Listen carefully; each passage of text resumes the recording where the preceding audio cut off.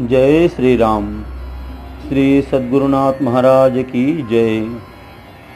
जयकारा शेरवाली दाऊद सच्चे दरबार की जय।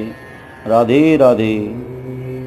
निराकार साकार तत्व क्या है, इस विषय में बहुत ही सुंदर वाक्य श्रवण करेंगे। एक शुद्ध ब्रह्मा के अतिरिक्त और जो कुछ भी हमें भासित होता है सो वास्तव में नहीं है, केवल स्वप्नवत प्रतीत होती है। वेद वेदांत और उपनिषद का यही सर्वोच्च सिद्धांत है। यही स्वामी श्री शंकराचार्य जी का मत है और यही वास्तव में न्याय सिद्ध सिद्धांत है। परंतु यह बात इतनी ऊंची और गोपनीय है कि सहज ही में सहसा इसका प्रकाश करना अनुचित है। इस सिद्धांत को कहने और सुनने वाले बहुत ही थोड़े हुआ करते हैं। इसको कहने का वही अधिकारी है जो स्वयं इस स्थिति में हो, और सुनने का भी वही अधिकारी है जो सुनने के साथ ही इस स्थिति में स्थित हो जाए। जो इस प्रकार नहीं है उनको न कहने का अधिकार है और न सुनने का। जिनको राग द्वेष होता है, जो सांसारिक हानि लाभ से दुखित और हर्षित होते हैं, जो दुख और सुख का भिन्न भिन्न रूप से अनुभव करते हैं, तथा जो विषय लोलुप और इंद्रियाराम हैं, उनको तो इस सिद्धांत के उपदेश से उल्टी हानि भी हो सकती है। वे लोग मान बैठते हैं कि जब संसार स्वप्नवत है तो असत्य, व्यभिचार, हिंसा और छल कपट आदि पाप भी स्वप्नवत ही है। चाहे सो करो, कोई हानि तो होगी नहीं। यो मानकर वे लोग परिश्रम साध्य सत्कर्मों को त्याग कर भिन्न भिन्न रूप से पापाचरण करने लग जाते हैं, क्योंकि सत्कर्मों के करने की अपेक्षा उन्हें छोड़ देना और पाप कर्मों में लग जाना यह सहज है। इसलिए अनाधिकारियों को इस सिद्धांत का उपदेश न करने के लिए शास्त्रों की आज्ञा है, क्योंकि अनाधिकारी लोग इस सिद्धांत को यथार्थ रूप से न समझकर सत्कर्मों को त्याग देते हैं। ज्ञान की प्राप्ति उन्हें होती नहीं, अतएव उभय भ्रष्ट हो जाते हैं। यह दोहा प्रसिद्ध ही है कि ब्रह्म ज्ञान उपजो नहीं, कर्म दिए छिटकाए, तुलसी ऐसी आत्मा सहज नरक में जाए। इसलिए श्री भगवान ने भी गीता में भी कहा है कि न बुद्धि भेदम जनयेद ज्ञानाम कर्म संगिनाम जो सएत सर्व कर्माणि विद्वान युक्त समाचरण। ज्ञानी पुरुष को चाहिए कि कर्मों में आसक्ति वाले अज्ञानियों की बुद्धि में भेद अर्थात कर्मों में अश्रद्धा उत्पन्न न करें, किंतु स्वयं परमात्मा के स्वरूप में स्थित हुआ सब कर्मों को अच्छी तरह करता हुआ उनसे भी वैसे ही कर्म करावें। ज्ञानी और अज्ञानी के कर्मों में यही अंतर है कि ज्ञानी के कर्म अनासक्त भाव से स्वाभाविक होते हैं और अज्ञानी के कर्म आसक्ति सहित होते हैं। गीता में कहा है कि सक्ताः कर्मण विद्वांसो यथा कुर्वन्ति भारत कुर्याद् विद्वांस अस्तता सक्ताश्चि कीर्षुर्लोक संग्रहम। हे अर्जुन, कर्म में आसक्त हुए अज्ञानी जन जैसे कर्म करते हैं, वैसे ही अनासक्त हुआ ज्ञानी भी लोक शिक्षा को चाहता हुआ कर्म करे। कहने का तात्पर्य यह है कि शुद्ध ब्रह्म की चर्चा केवल अधिकारियों में ही होनी चाहिए। लोग कह सकते हैं कि जब एक शुद्ध ब्रह्म के अतिरिक्त और कुछ है ही नहीं, तो इससे सृष्टि और सृष्टिकर्ता ईश्वर का भी न होना भी सिद्ध होता है। और यदि यही बात है तो फिर इनके प्रतिपादन करने वाले प्रमाणभूत शास्त्र और प्रत्यक्ष दिखने वाली सृष्टि की क्या दशा होगी? इसका उत्तर यही है कि जैसे आकाश निराकार है, आकाश में कहीं कोई आकार नहीं, परंतु कभी कभी आकाश में बादल के टुकड़े दिख पड़ते हैं और वे बादल के टुकड़े आकाश में ही उत्पन्न होते हैं, उसी में दिख पड़ते हैं और अंत में उसी आकाश में शांत हो जाते हैं। आकाश की वास्तविक स्थिति में कोई अंतर नहीं पड़ता, परंतु आकाश का जितना स्थान बादलों से आवृत होता है, उतने अंश में उसका एक विशेष रूप दिखता है और उसमें वृष्टि आदि की क्रिया भी होती है। इसी प्रकार एक ही अनंत शुद्ध ब्रह्म में जितना अंश माया से आच्छादित दिखता है, उतने अंश का नाम सगुण ईश्वर है। वास्तव में यह सगुण ईश्वर शुद्ध ब्रह्म से कभी कोई दूसरी भिन्न वस्तु नहीं, किंतु माया के कारण भिन्न दिखने से सगुण ईश्वर को लोग भिन्न मानते हैं। यही भिन्न रूप से दिख पड़ने वाला सगुण चैतन्य सृष्टिकर्ता ईश्वर है। इसी को आदि पुरुष, पुरुषोत्तम और माया विशिष्ट ईश्वर कहते हैं। आकाश के अंत में मेघों की भांति इस सगुण चैतन्य में जो यह सृष्टि दिखती है, वह माया का कार्य है।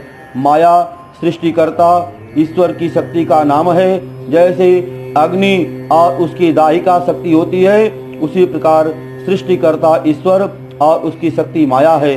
इसे ही प्रकृति कहते हैं और इसी का नाम अज्ञान है। यह माया क्या है और कैसे उत्पन्न होती है, यह एक भिन्न विषय है। अतएव इस विषय पर यहाँ कुछ न लिखकर मूल विषय पर ही लिखा जाता है। इस वर्णन से यह समझना चाहिए कि निराकार आकाश की भांति उस सर्वव्यापी अनंत चेतन का नाम तो शुद्ध ब्रह्म है। वास्तव में आकाश का दृष्टांत भी एक देशीय ही है, क्योंकि आकाश की तो सीमा भी है और उसका कोई आकार न होने पर भी उसमें शब्द रूपी एक गुण भी है।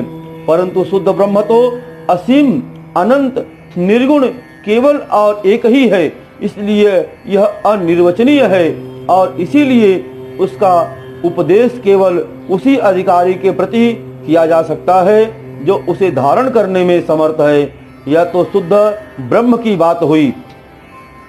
इसी शुद्ध ब्रह्म का जितना अंश आकाश के मेघों से आवृत अंश की भांति अलग दिखता है, यही माया विशिष्ट सृष्टिकर्ता सगुण ईश्वर है और उसी परमात्मा के एक अंश में सारे ब्रह्मांड की स्थिति है। अस्तु, अब इसके बाद साकार ईश्वर यानी अवतार का विषय आता है। जब वह सगुण ईश्वर आवश्यकता समझते हैं, तभी वह अपनी माया को अधीन करके जिस रूप में कार्य करना होता है, उसी रूप में प्रकट हो जाते हैं।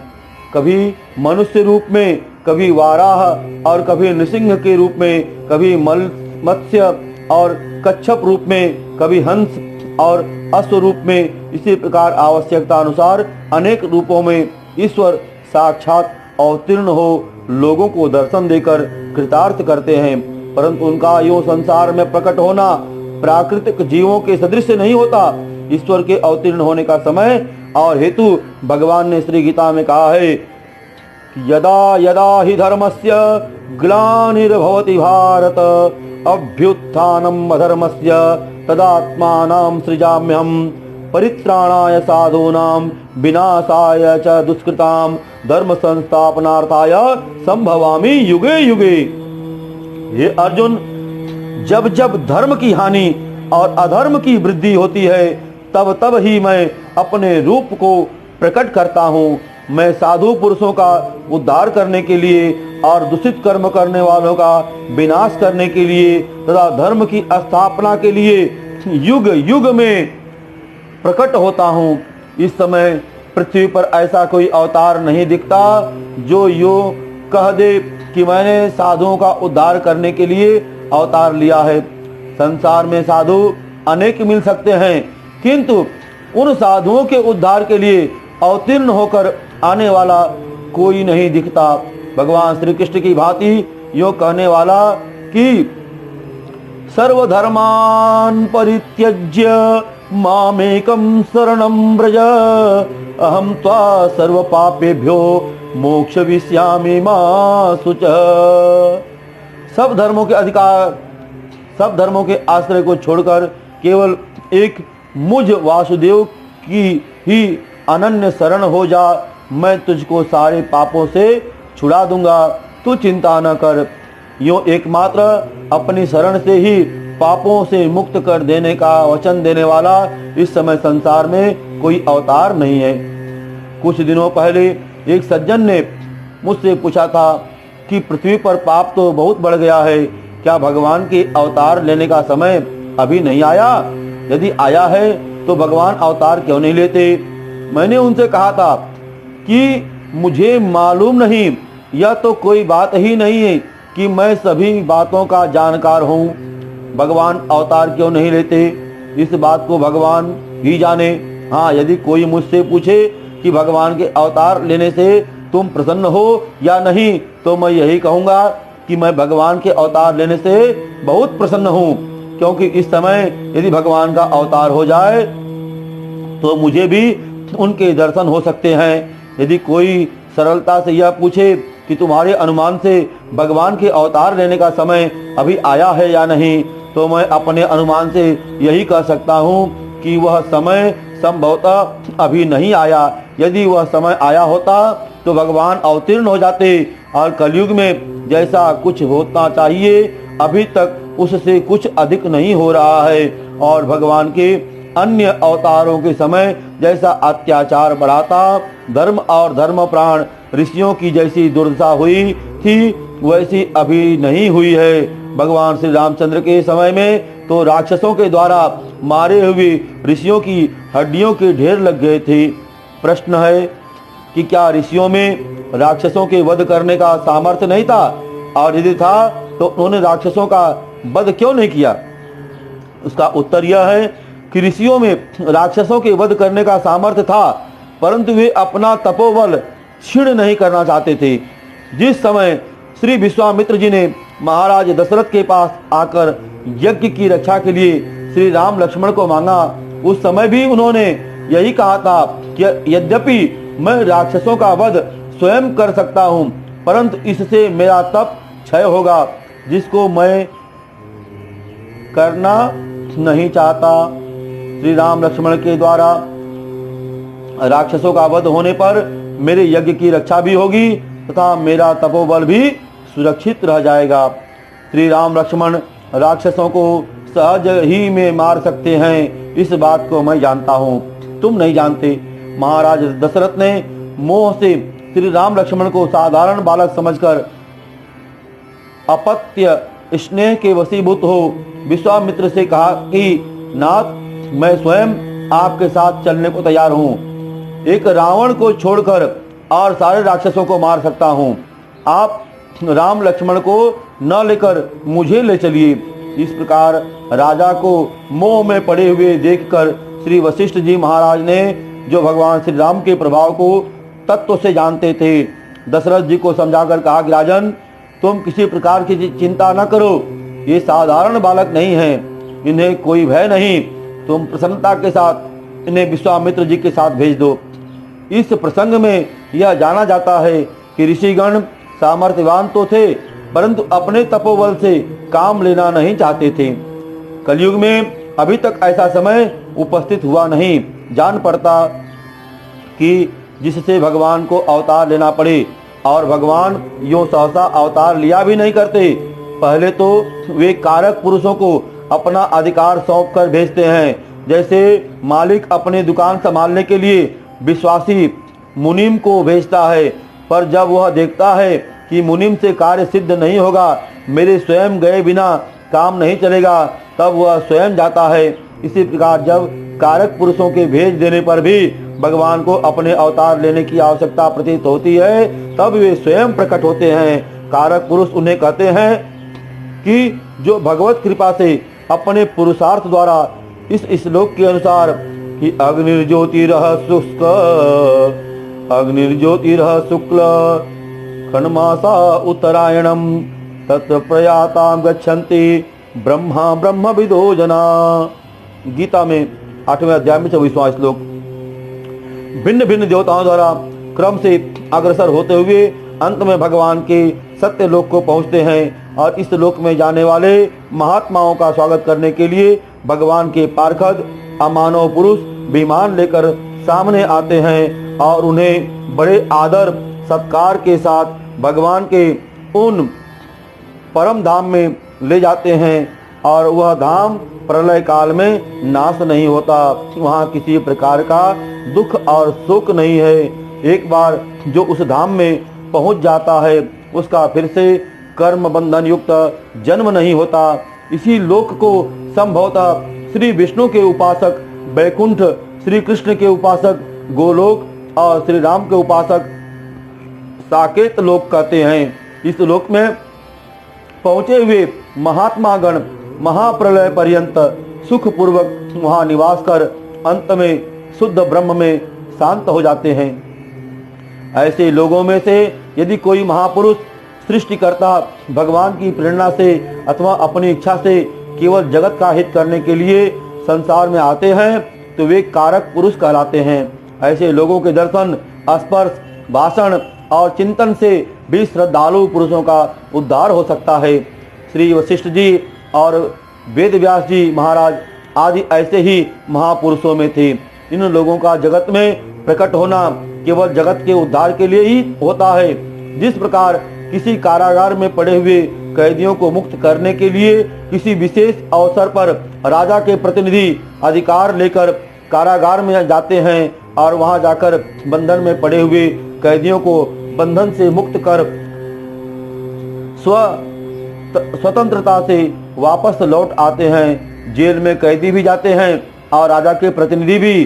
भेद इतना ही है कि कैदी तो अपने किए हुए दुष्कर्मों का फल भोगने के लिए परवश होकर जेल में बंधन में जाते हैं और राजा के प्रतिनिधि स्वतंत्रता से दया के कारण बंधन में पड़े हुए कैदियों को मुक्त करने के लिए जेल में जाते हैं। इसी प्रकार कारक पुरुष भी संसार में केवल बंधन में पड़े हुए जीवों को मुक्त करने के लिए ही प्रकट होते हैं। अवतार में और कारक पुरुषों में यही अंतर है कि अवतार तो कभी जीव भाव को प्राप्त हुए ही नहीं और कारक पुरुष किसी काल में जीव भाव को प्राप्त थे, परंतु भगवत कृपा से अपने पुरुषार्थ द्वारा क्रम मुक्ति से वे अंत में इस स्थिति को प्राप्त हो गए।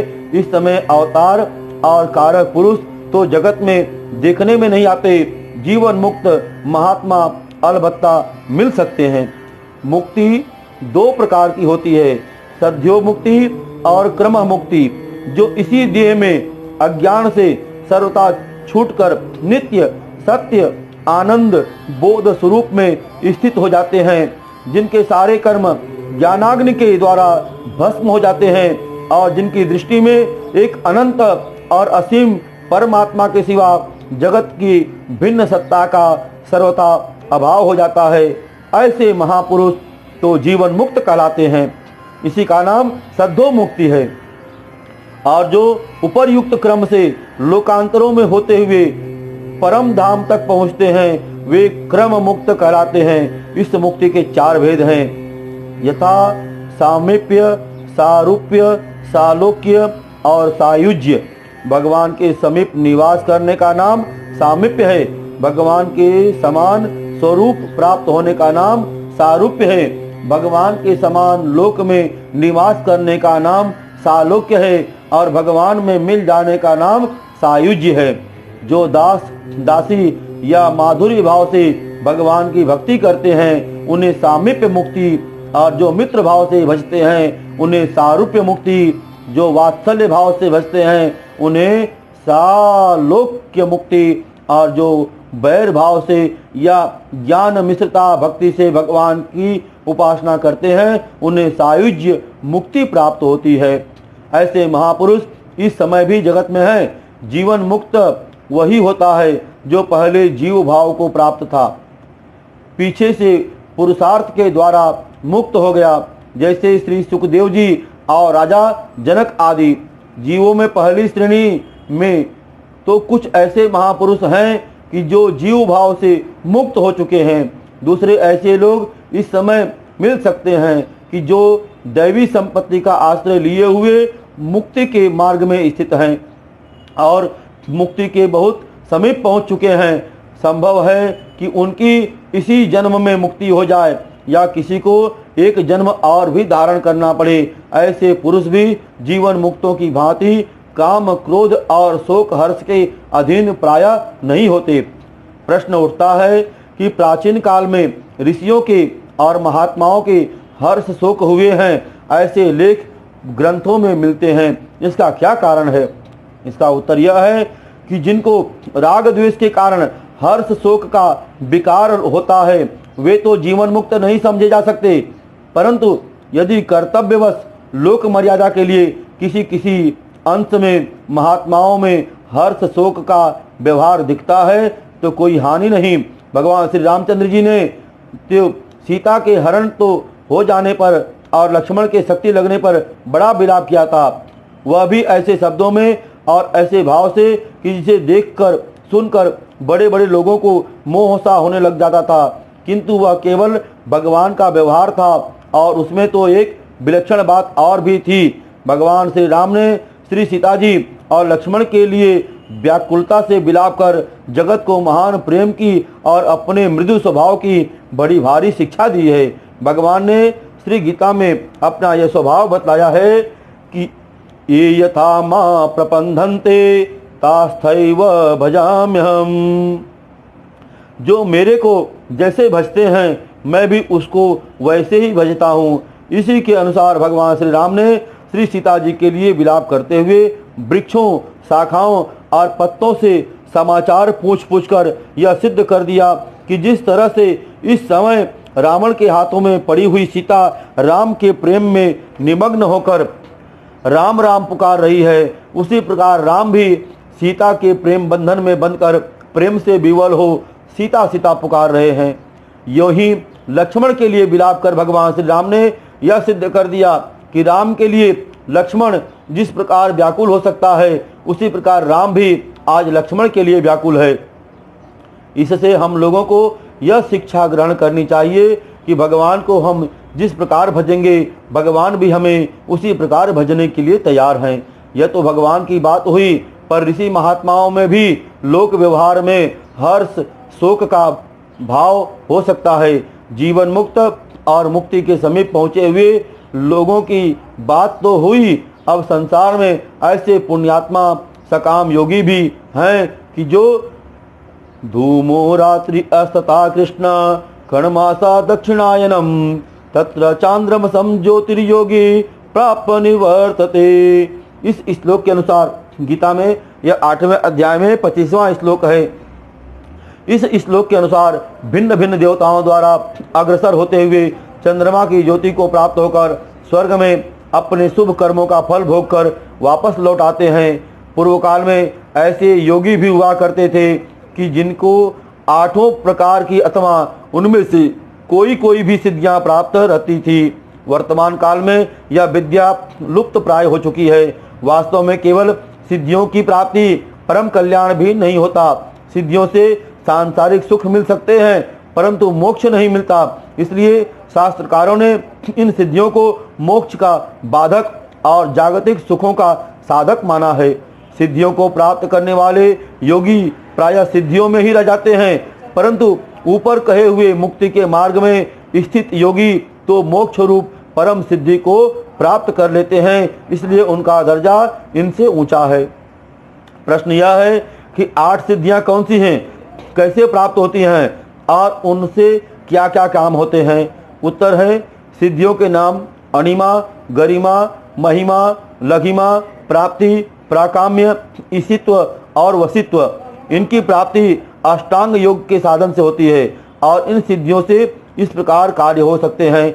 अणिमा जो है अपने स्वरूप को अणु के समान बना लेना, जैसे श्री हनुमान जी महाराज ने लंका में प्रवेश करने के समय बनाया था। गरिमा शरीर को भारी वजनदार बना लेना, जैसे कर्ण के बाण चलाने पर अर्जुन को बचाने के लिए सारथी रूप से रथ पर बैठे हुए भगवान श्री कृष्ण ने बनाया था और अपने भार से घोड़े समेत रथ को जमीन में बैठा दिया था।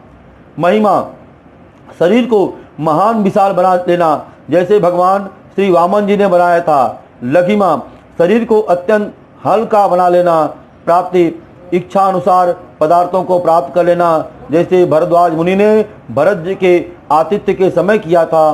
प्रकाम्य कामना के अनुसार कार्य हो जाना, ईशित्व ईश्वर के समान सृष्टि रचना करने का सामर्थ्य हो जाना, वशित्व अपने प्रभाव से चाहे जिसको अपने वश में कर लेना। ये 8 सिद्धियां हैं। आजकल इन सिद्धियों को प्राप्त किए हुए पुरुष देखने में नहीं आते। सत्य भाषण से वाणी का सत्य हो जाना आदि उपसिद्धियों को प्राप्त हुए पुरुष तो कहीं कहीं मिल सकते हैं। प्रश्न, क्या सत्य बोलने वाले की वाणी से निकले हुए सभी शब्द सत्य हो जाते हैं? इसका उत्तर है अवश्य हो जाते हैं। उपनिषद और पुराण आदि में इनके अनेक प्रमाण हैं, जिनसे सिद्ध होता है कि प्राचीन काल में ऐसा हुआ करता था। छोटे से ऋषि कुमार ने राजा परीक्षित को श्राप दे दिया था, तो उसी के अनुसार ठीक समय पर सांप ने आकर परीक्षित को डस लिया। जब राजा नहुस ने इंद्र पद पर आरूढ़ होकर ऋषियों को अपनी पालकी में जोता और कामांध होकर इंद्राणी के